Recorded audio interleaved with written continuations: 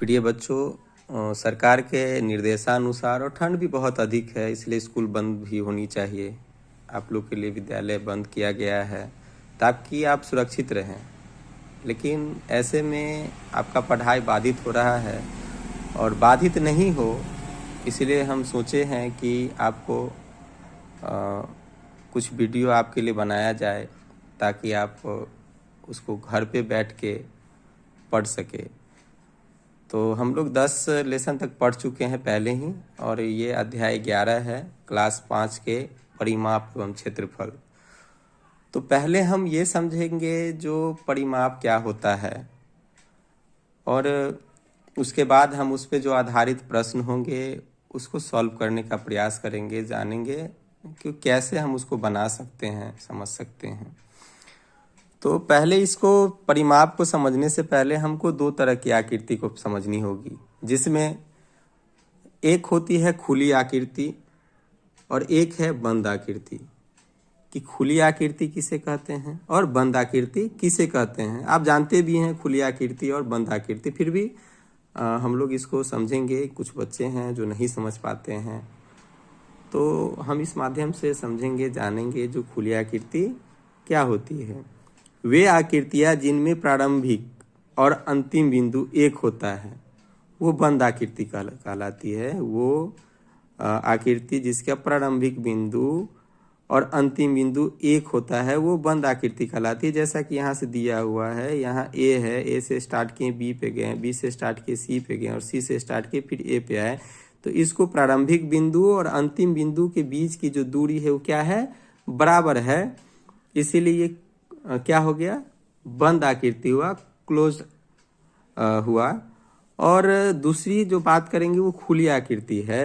तो वे आकृति जिनका प्रारंभिक बिंदु और अंतिम बिंदु अलग अलग होता है, जैसा कि यहाँ ए से स्टार्ट किया और बी पे समाप्त हुआ, ये स्टार्टिंग पॉइंट अलग है और अंतिम जो है लास्ट पॉइंट अलग है। तो इस तरह की आकृति को हम क्या कहते हैं, खुली आकृति।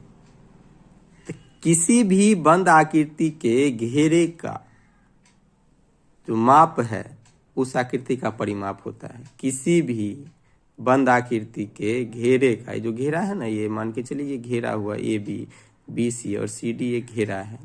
तो इसका जो मापेंगे, ये इसका क्या हो जाएगा, परिमाप। ठीक, कुल मापन कह सकते हैं। तो आगे हम चलते हैं। इसको बनाने के लिए कुछ फॉर्मूला है। जैसे वर्ग की बात करें तो वर्गाकार क्षेत्र का परिमाप जो होता है वो 4 गुने भुजा होता है, और आयताकार मैदान का जो परिमाप होता है 2 इंटू लंबाई प्लस चौड़ाई होता है। त्रिभुज का परिमाप तीनों भुजाओं का योग होता है। तो इस पे जो आधारित है तो प्रश्न हम उसको सॉल्व करते हैं। जैसा कि एक प्रश्न दिया हुआ है, तो पहले हम समझेंगे इस आकृति को देख करके। हम लोग पहले भी वर्ग, आयत, घन, घनाभ मतलब एक ही चीज़ है, तो इस चीज़ को हम पहले इससे पिछले चैप्टर में पढ़ चुके हैं। पहले हम इस आकृति को देखेंगे, जो ये आकृति कैसी आकृति है, कौन सी है, क्या नाम है। तो जैसा कि इसमें हम पॉइंट किए हैं ए, बी, सी और डी, 4 है। ए और बी के बीच की दूरी 25 सेंटीमीटर है, बी और सी के बीच की दूरी 25 सेंटीमीटर है, सी और डी के बीच की दूरी 25 सेंटीमीटर है, डी और ए के बीच की दूरी 25 सेंटीमीटर है। मतलब जो 4 भुजा है, 1 2 3 4, ये चारों भुजाओं का जो मान है वो समान है। कितना है, 25 सेंटीमीटर। तो इससे यह जो है स्पष्ट हो जाता है कि ये जो आकृति है वो कैसा है, वर्गाकार है। कैसा है, वर्ग के आकार का है, वर्गाकार है। तो अब इस प्रश्न को हम बनाते हैं, किस तरह बना सकते हैं। ये आकृति है, क्या है, वर्गाकार आकृति है। यह एक वर्ग है क्योंकि इसके चारों भुजाओं का मान एक ही है। कितना है, 25 सेंटीमीटर। हम जानते हैं कि वर्गाकार क्षेत्र का परिमाप 4 गुने भुजा होता है।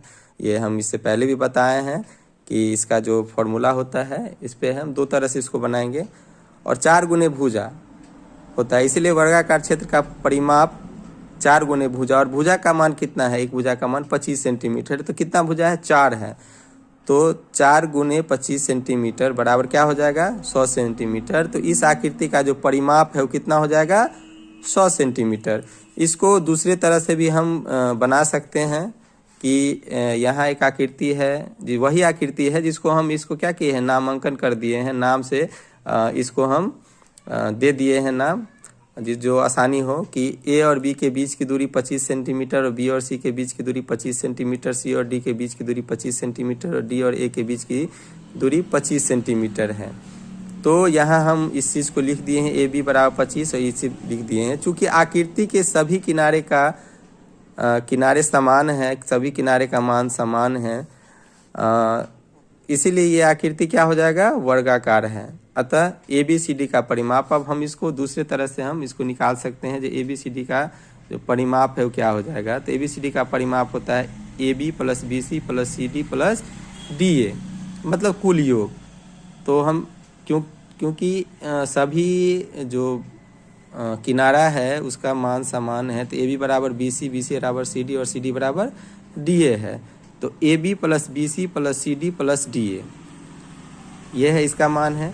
तो हम इसको ए बी लिख सकते हैं, चारों को ए बी लिख सकते हैं क्योंकि ए बी बराबर बी सी है, सब एक दूसरे के बराबर है। तो यहाँ A B plus B plus A B बराबर 4ab। यहाँ बी सी भी लिख सकते हैं, सी डी भी लिख सकते हैं, लेकिन चारों एक जैसे लिखेंगे।